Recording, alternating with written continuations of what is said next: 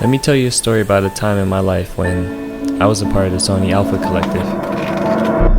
In 2017, I got hired by Beautiful Destinations and moved to New York City. Baby, why don't you just meet me in the middle? I've always believed that I could create with anything you put in my hands. I'm losing my mind just a little. RX 100, A6500, A7 II. And what do all these cameras have in common? They have a crop sensor. But what's more important than the size of the sensor? Storytelling. Stories help us understand each other and ourselves. With the FX30 being considered a budget cinema camera, it really spoke to me and my roots.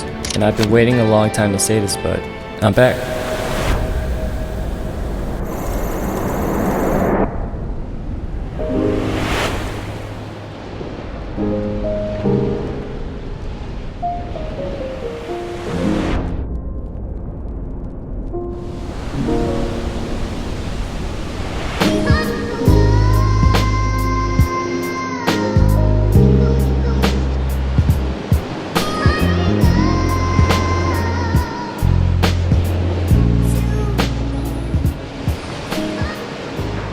In 2016, my filmmaking style was very different. I used to film on S-Log without color grading, but some things haven't changed. I'm always trying new things, still joking around with my friends, and trying my best to live as carefree as possible.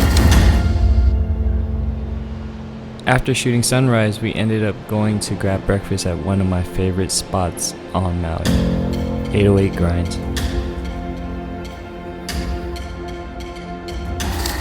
My gimbal's dead, so I had to leave the car on to charge it, and I got this time lapse going in the meantime with this beautiful landscape in the back.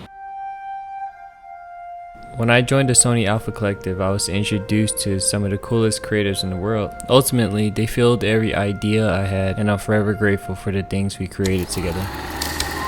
Just in case you were wondering which lenses I use for this video, the first one I'm going to introduce is the 10-20 f4 PZG. This was my go-to lens throughout the whole trip because of how wide it was, how versatile it was, and it was super lightweight. The second lens I used was the 7200 f2.8 G Master. This lens was really good at grabbing those detail shots, and that optical steady shot made my life so much easier shooting handheld.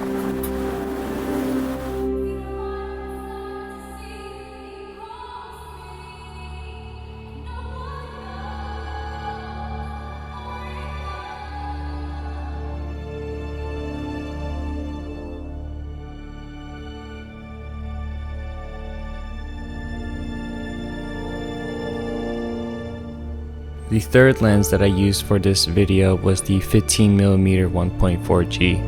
Whenever I travel, I like to have a fast lens on me, so the 1.4 comes in handy for those low light shots.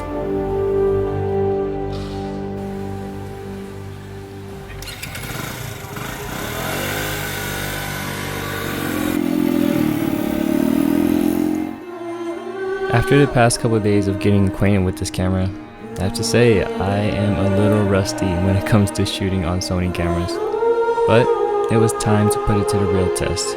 The mechanic's name is Andy, by the way. I told him my name was Andy too. And this flight wouldn't have been possible without the support of Maverick helicopters, so shout out to you guys. Oh yeah, the real test. 4K at 120 frames per second on a helicopter.